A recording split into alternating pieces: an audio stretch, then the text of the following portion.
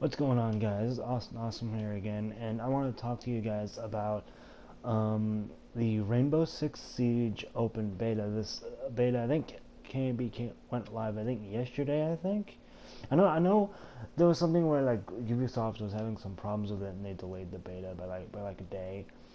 I think, like they were having some issues with it. I don't know when it's gonna end, or if it's gonna end at all.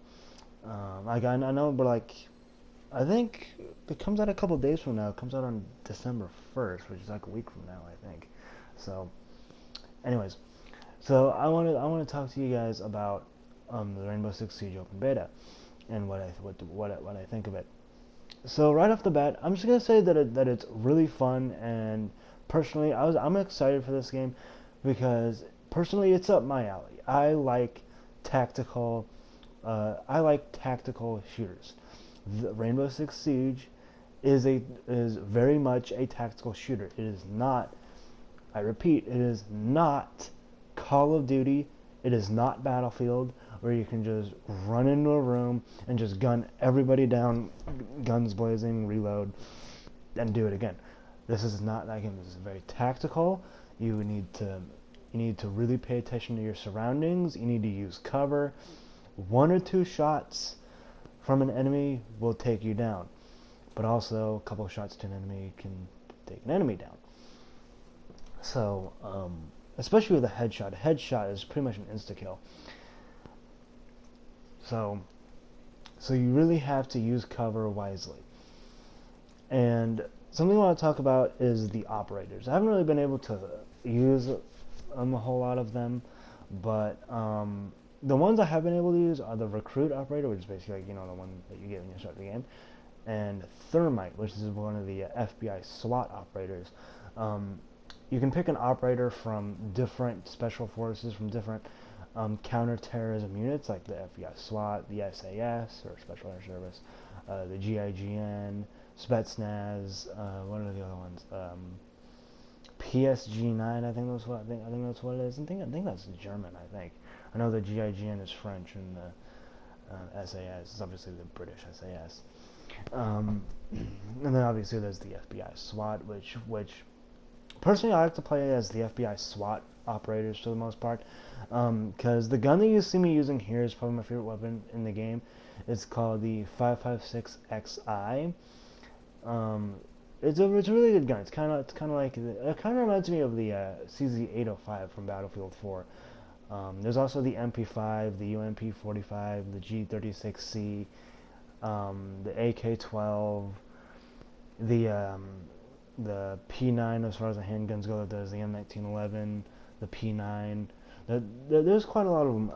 This game would be great.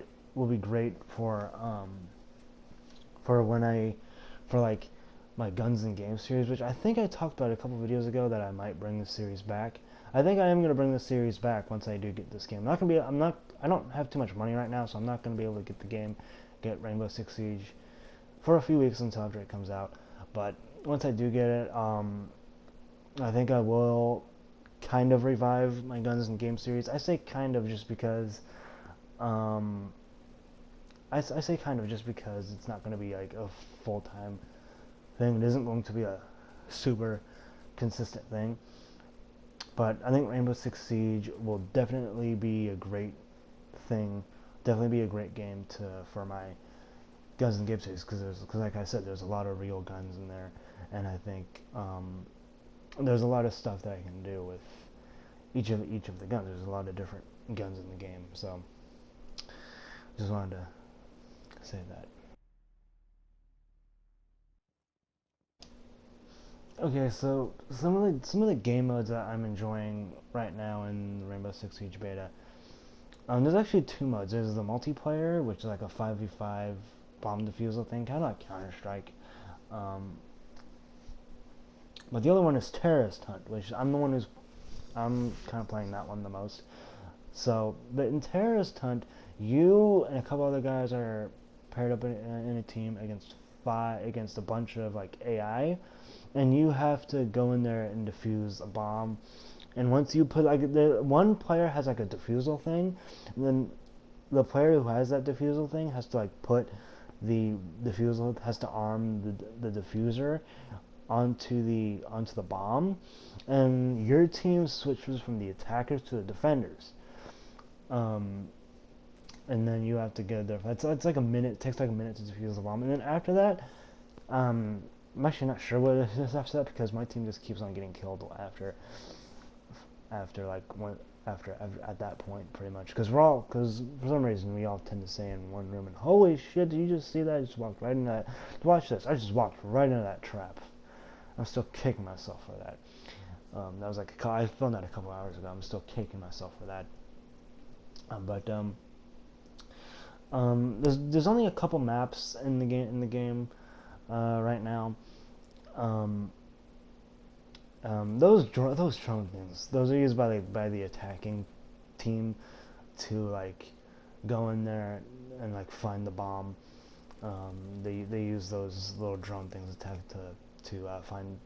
locate the bomb. If you're a defender, you can destroy those things. They're actually not super hard to destroy, but they're not super hard to destroy. But at the same time, they're I tend not to destroy them just because I don't know. I just tend not to destroy them. That's just me.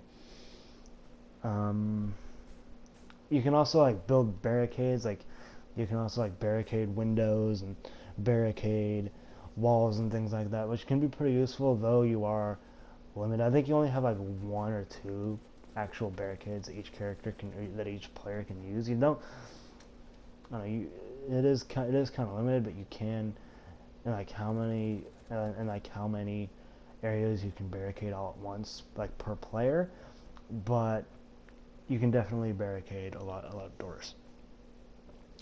So the only modes in this game, in the beta, are basically the bomb defusal modes. There's no like hostage rescue or anything, which personally I was pretty excited to play a hostage rescue mode, but what can you do?